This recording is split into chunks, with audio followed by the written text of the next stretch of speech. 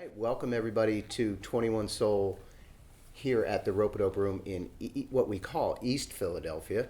It's a special day today. I am here with the Trumpet Chics from Camden, New Jersey. Welcome. Hi. All right. I'd like you to go around and please introduce yourself and tell us what instrument you play. Hi, I'm China Michelle and I play the vibraphone. Hello, my name is Isis the Goddess and I play trumpet. Hi, my name is Zion Kasai Adams. I play trumpet and I also do vocals. Hello everyone, my name is Johnny Brown, the trombone queen, and I play the trombone. Hello, my name is Dawn Dizzle and I play the tenor saxophone. All right. Now we all know. So I want to start out by saying in my time at Rope-A-Dope, I get to meet people from around the world, and they all come from different communities. And we've noticed a big difference. One of the questions I always ask is, how did you get to music? What was your community like? So we see things like Dallas, Texas, which has a rich magnet school system, Booker T. Washington High School, Sean Martin, Spud Seawright, Corey Henry, all those folks are coming out of that. And it's really powerful. And then we see what I kind of perceive as the opposite. Camden, New Jersey, is probably known throughout the country, and in a way as sort of a forgotten city. And I don't mean that to be disrespectful to anyone in Camden. I mean it to be disrespectful to people outside of Camden. Not exactly disrespectful, but you know, we don't think about enough about what life is like in a place like Camden and the causes of that on a national level. There goes the fire truck. And what it's like to grow up and live in a community like that, but also find strength in community. And that's what I sense y'all are finding here with the Trumpet Chics. So would you like to describe how you got to this program and what it means to you? Yeah, so I'll go first. Okay. So my name is Johnny Brown. I play the trombone. So I started out at Forest Hill Elementary School.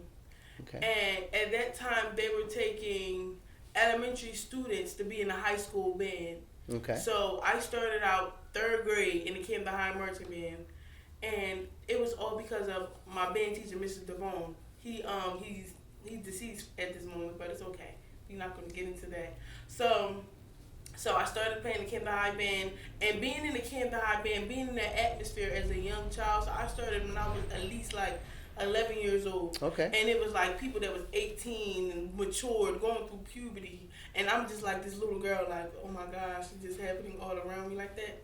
And it was hard going through all of that because it was boys, and you know, everybody, teenage boys can be like really not self-centered, but like their self-esteem hasn't grown yet. Mm-hmm. And it was like, oh, a girl playing trombone because a trombone is a predominantly male instrument, like it is. Mm-hmm. And by me playing it and being around them, it was like, oh, we're not going to help her. We're not going to do anything to help her, to help me grow. And I was like a little kid. I was 11 years old. You're 17 years old.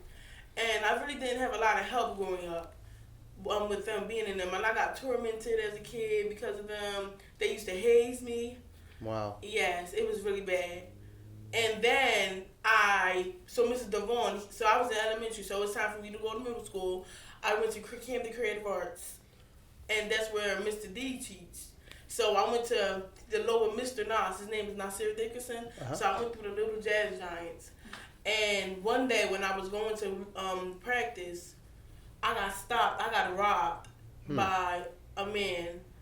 And I was walking. I just got off the bus. I was walking. And I saw when I was walking down the street. So I was on one side of the street. He was on another. I saw him on the corner of my eyes. So I'm walking like Johnny, praying to God. So at that moment, you know something's about to happen, but it's everything is like surreal. Mm-hmm. So it's like, Johnny, maybe it's just you being reactive. Maybe it's not going to happen. Maybe you think he is, but he's not. Yeah. So I'm just walking. And I'm seeing this man getting closer and closer to me. I'm like, oh my God, Jesus, is this happening? getting closer and closer to me. And then out of nowhere, he disappeared and pushed me. Boom. I was on the ground like, oh my God, Johnny, is he going to rape me? Is he going to touch me? I think I was like 13. Wow. Is he going to touch me? I don't know. Like everything, a lot of emotions was going through my mind. And he emptied my pockets. He ran through my pockets. And then he was trying to take his poem. We was playing tug of war with my trombone. I'm like, sir, please don't take my trombone. Please, sir. Please don't take my trombone. He was like, no, we had like this whole big argument. Like, sir, please don't take it. And then he was just like, so it like 30 seconds went by. And then he was just like, then keep the stupid trombone. I was like, thank you, Jesus. And then as I walked, cause so the bus stop is not too far from where our call time was. So I'm walking. I'm like, oh my God, a lot of emotions just going through my head. Like, Johnny, did this just happen to you? Right. I'm like, oh my God. So I'm walking. You're happy you got to keep the trombone. Yes. I Amazing. went there, right. And then I got to high school. And in high school, I'm Johnny. I'm just going to keep 100 with you guys. I'm not that. I'm bright. I consider myself bright as a student, but I'm not really good at like math, language, This speaks science. to you. And it was like, Johnny, what are you good at? Junior year is here, Johnny. You gotta know. You just gotta know what you're doing in life. You gotta know what's about to happen next. Because I don't want to be that person in high school. What is it called when you in college and you take everything because you don't have a major? I don't want to do that. Like, what's the point of that? So you're decided that music is it. I didn't want to do it, so I was like, God, please show me something that's going to get me out of here. It's going to take me to the next level. And God was like, didn't I give you the trombone? He gave me the sign. Our relationship is weird. Didn't I give you the trombone? And I said, yes, I Lord. think everybody Yes, has a Lord. weird relationship with. And then once I started working hard on trombone, I just got blessings. I got a full ride to Berklee College of Music. I just got engaged Congratulations. Thursday. Congratulations Yes, twice. Yes. Yeah. And then Trumpet Chics, forming Trumpet Chics again. It was beautiful. It's beautiful. Everything So it lines up. I want to so you referenced Jamal Dickerson, Yes. who started this program, Yes. right? And then you mentioned Nasir, Yes. his brother. Yes. Okay, and I think I'd been told earlier. So one is in the middle school, Yes. and so it's basically he's kind of creating this channel, Right. this path towards Right. music. Are your experiences the same? Interested in music early on? Anyone else want to comment? I can jump into that. Yeah. So, as far as music goes, I started kind of like a lot of kids start on piano, like elementary school, like, oh, just play piano. Like, but I did that for maybe like 4 years, and I just never, it was just whatever. Didn't and stick. then, yeah, and then I got into acting, and I was like, okay, this is what I want to do. This is fine. So I just, I was actually not even in Camden. My mom's from Camden, so I mean, of course, I'm in Camden, but I wasn't living in that school in Camden. Excuse me. I went to GCIT, and I went there for the drama program, and Mr. Dickerson and Miss Desi saw my mom at a party or something like that, like a family gathering, something like that. And they were like, my mom was like, oh, I want my daughter to be in like the play because I know you guys do plays. So that happened, and then all of a sudden I was in this play, and I saw these kids with instruments. I was like, oh, they're really talented because I've never seen anything like that, like people to that extent, like that talented, and then they're my age. I'm like, oh wow, like, oh, this is cool. So now I'm in it, and I'm like, I literally blinked my eye and I was at Creative Arts. I don't even know what happened at that point. It was fast. Like, Wow. my mom was like, you think you want to go to the school? And I was like, yeah. And then I was just there in the office. And then, I don't know, I just feel like my life has been significantly upgraded since I got to school. And I only started playing vibraphone December 2017, January 2018. So it was like really here. And then I think having these girls and then the rest of, because you know we have boys in our band too, it's not just girls. Okay. But just seeing them all really work hard at their instrument made me like, okay, this is the level I need to be at. I want to be where they're at. And even in my own craft, because even though I don't want to be a musician necessarily, I want to be able to have that in my toolbox as an actor.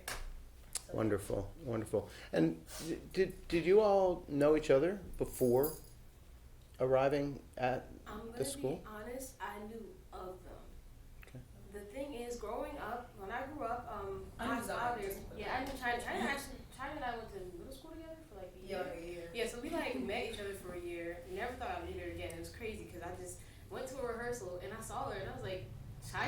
And she was like, Zion? I was like, what?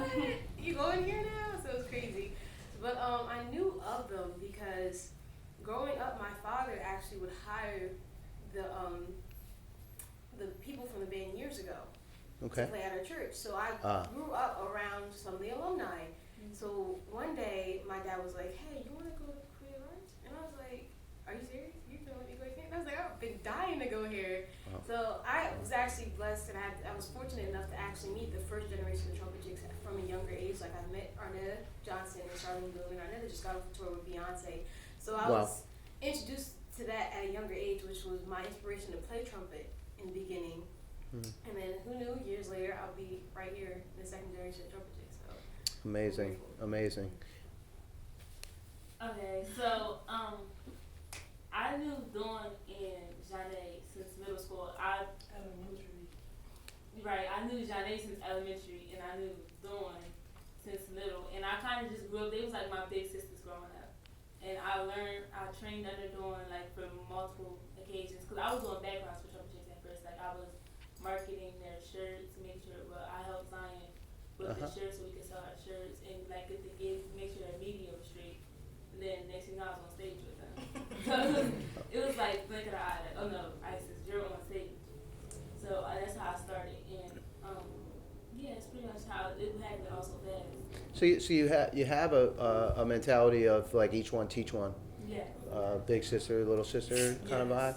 Or in Dallas, that everybody's their cousin or their nephew. Yeah. Like everybody is in there, right? So the family references. That's great. Dawn, what's your path to this? Well, my story is pretty simple. You know, I started on clarinet in 3rd grade, and my music teacher was me, Mr. DeFrancesco. I went to FX McGraw Elementary School. Then he actually came to my classroom. He was like, "Who wants to join band?" I didn't want to join band. I was confused. Like, but my teacher said, "Join band." Like, she made me join band. I was like, "All right, whatever, cool." So then I joined band. Next thing you know, I was playing clarinet till 6th grade. Then I got to 6th grade, and my music teacher, Mr. Nasir Dickerson, he was like, "You're not playing clarinet," because Because he had too many clarinet players. no, because I had to join jazz band. There ain't no clarinets in jazz. Oh, band. yeah. So I had to switch. Jazz police again. So I had to switch, and I learned saxophone, and that was cool, you know. And then I knew Janae, and I met her when I was in 7th grade. She was in 6th grade. So that's that's when I met her, and like she always tell me that the first time she met me, she said something. I was like, you don't have to follow me. But now, like till this day, she follows everything that I do. That's And great. Little steps she takes them right behind you. yeah, That's great. So, and you know, so I've been playing saxophone since 6th grade. Then I switched from alto to tenor. I was in the marching band, brass band, and then I want to get a sense of that. So like marching band, brass band, it's like and jazz, all right? the So same how does thing, this but- all come together in your world? So in this program, we have seasons. Okay. In the beginning of the year, you have brass band. Is it brass band first? Oh, it is. Nah, brass band is before play season. let's start at the It's school not season, brass band is like beginning. the beginning of the school Yeah, year. that's what I'm saying. So To, like, if we start as a school year, like say we started in September, we have marching band. Oh marching band yes, season. marching band is first, And and then then brass band, Then brass. around New Year's when we do the Mummers Mummers Parade Parade. and whatnot. and then Jazz band season. no. So I know everybody is probably in the community is probably participating when you see marching band, right? Yes. Everybody's kind of a part of that, all the families, and maybe some people are going to go to brass band. But how many of your peers that aren't involved in playing music are listening to jazz? You know, are you kind of going beyond your community with this study a little bit? Ooh, not a lot of people listen to jazz, and this is what it is. So once this, I'm gonna just give you an example. So we was at like a Berklee, Berklee Summit, and it was like raise your hand if you want to be a jazz musician, and it was like 3 people raising their hand. It was like 100 people in the room, Wow. and We're I all was like, musicians. wow. So I don't know. Maybe they were thinking financial. Yeah. Yeah, a lot of people don't listen to jazz like they used to. I was gonna say even Right. us as musicians, some of us don't listen to jazz. Personally, We have to learn it though. yeah, It's we listen to it, but It's paying homage to our ancestors. Yes. yeah, Mm-hmm. It's a part of their struggle. Like, you know, jazz was a way for them to speak out their struggles. So we acknowledge what they've done by playing their music. A Right. lot of Wow. their music influences Beautifully our said. music today. So. Exactly. Want to give me a top three for each person What favorite of jazz? favorite, more traditional jazz musicians. or More musicians. traditional. Musicians, like, yeah. today. I like No, Gerard. of the Oh, I history, love- of the history. Yeah. Dexter Gordon. I like Dexter Gordon because he phrased like I love his phrasing. Period. He phrased like a monster in that big fat tone. There's something about people with big fat tones that I absolutely adore. There you go. It's like I hate people like honestly. This is like I pay homage to this person, but I don't necessarily. Okay, so Charlie Parker. It's like you have Charlie Parker. Like if let's be honest, like this is gonna be me being blunt. If I go somewhere and like we go to a master class, it seems like all the white people want to sound like Charlie Parker, and I'm just like, maybe because Charlie Parker has a nice bright sound, nice happy bright sound. Mm-hmm. But once you get to Dexter Gordon had this nice, dark, fat sound that just pierced your soul. That's why I just love them. I love Dexter Gordon. Yes, I love, Wyclef Gordon? He played trombone? I don't. Okay, Wyclef Gordon. I love Miles Davis. The typical ones. Woody Shaw. Yes, I love all of them. Anybody Janet else? Johnson. Okay, so I would say Woody Shaw, Art Blakey. It was and- three. Yeah. Woody Shaw, Art Blakey, It's all good. and who's the last one? Shaw, Art Blakey, and I don't want to say Charlie Parker, but he's going to my head because he kept saying Charlie Parker. But I'm gonna just say Charlie Parker. I would say Art Blakey because he stays in the pocket very well, very well. Like, and we've played some of his music before in jazz band, so getting it to play and like relive what he played, it was a beautiful experience, especially going through like the struggle of it, like, oh my gosh, we can't stay in time like you would. Why are we not in the pocket? Why are we rushing? Why are we too slow? So it was a great learning experience. I would say Woody Shaw too, because when I first came to the program, we did a tribute. Yes, it was called Tribute to Woody, and Wow. it was all like everything Woody Shaw, and it was. I have to commend Joshua Sims because the way he transcribed and put in so much hard work and did his best to bring out the Woody Shaw in him through his transcriptions, and it was like tears. Like when the seniors was leaving, it was all tears because it was beautiful, especially because our whole set of seniors put so much hard work into what they was doing. So it was I enjoyed it. Any others that you want to also- reference? Yeah. Okay, so of course my three are a couple of the main people, but first, as you said, Dexter Gordon. I love Dexter Gordon. I do, and the reason why I love him is because he has his own sound. Like that's Dexter Gordon. Yes. Like he talks how he plays. Yes. It's real slow and deep and relaxed and Yeah. chill and I just love his whole attitude. Right. My second favorite, as she said, Art Blakey, but the reason why I love Art Blakey is because he made most of the jazz musicians. Yes. He made most of them. He took Everybody children came to his and he band, put them in right. his band and he taught them, he Yes, mentored them, yes. and he Beautiful. made Art Blakey and the Jazz Messengers wasn't just the same people. Right. It was always Different like faces. Right. every couple of years there'd be different faces and Right. he turned a lot of people into killing Monsters. jazz He's musicians. a leader. Yeah, a community leader. Yes, Yeah. and my third is John Coltrane, of course. Mm-hmm. And the reason why I love John Coltrane is because as a child, when he wanted to hang out with like some of the older jazz musicians, they'll be mean to him or tell him not to be with, but he kept going. They're still doing that. Yeah, he kept going, and even though they didn't want him there or whatever, he he wouldn't stop. He didn't give up. He got a cymbal thrown at his head, but it's okay because he kept going. Now he's John Coltrane. Everyone knows his name, and he's the quintessence of never giving up and keep on going. And a great Philadelphia story as well, Yes. right? Is there anyone that hasn't been mentioned that you'd like to Oh, mention? can I mention 2 more people? I'm sorry. Shoot, go for it.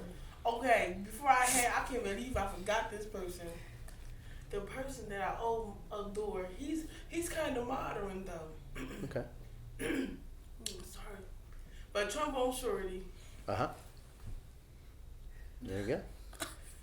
Give her a minute. He is everything in a bag of chips. And a bag of chips. In a bag of chips. He's everything. Like I never met a musician and I saw him live once. Tears, everything, and he wasn't even playing like ballads and nothing. It was just everything was just so hype. It's just like the energy he brings to the stage. His sound is like wow. So every time I play, by transcribing him and trying to imitate that, I'm trying to get there. I'm trying to be there. Trying to be him. He's from New Orleans? Yes. Yeah. Yes. Yeah. Amen. Did you go? Oh, now I was just listening at one point, but I was thinking Freddie Hubbard. There you go. He has a good one. His tone is alright. So check this out. I had to transcribe one of his songs, and I just love how it was like slow. I like slow stuff for me, and like whole notes because I like to hold the balance together. I feel like the glue when I do that. Okay. So his like I don't know, it makes you. There you go. I want to go back and make and address your comment about white people liking Charlie Parker. So there's a good reason for this. Yeah. And Christian Scott on his recent album Ancestral Recall discusses that, and he went into the studio to make this record by beginning with rhythm, and he points out that European culture Right. has trained us for a long time Right. to value harmony Okay. over rhythm, Okay. right? So we're gonna hear that first because that's the way for hundreds of years the culture has been trained, and I think I'm guessing that what you're hearing is part of that. Okay. And when you want that darker, the moody, maybe more rhythmic, a more soulful Yeah. kind of vibe, that's not going to be something that Right. the average white person in America Right. is going to get to. But it's great to go in and discover these things, and I recommend listening to that record. So it seems to me that Jamal and his brother and Desi, who I have a question about in a second, are kind of single-handedly, like together, creating a robust music community in Camden. Yes. And it's so strong when I hear you talk and I see the passion that you have. Right. It's beautiful to me, but it's amazing that a few people can do that, can create something so powerful, and it means so much to you. And I'm really happy that you're here and we got to do this because I've learned a lot, and I want to learn more, and I want people to know more about how they can support it. But a last question I have to ask you all is, how tough is Desi? I want to know what's her role? She's a creative director, and she give you a hard time. She's kind of like the drill sergeant. She's soft. She's soft. She is. The auntie. No, it's like she has, like, we know her intentions always good. What is something that, it portrays to be, like I'm hard, but it's not really hard, it's really a cotton puff inside? What is something like that? I can't even. No, like something like that. She's okay, so she is she's the artistic director of Camden, not Camden Repertory Theater, Camden Repertory Theater. And so everywhere we goes, we just know when Miss Daisy come, I mean, we should always be like that, but I think Mr. D spoils us a little bit more. Like, he spoils us to the maximum capacity. She holds you to a standard, Yes, a very high standard.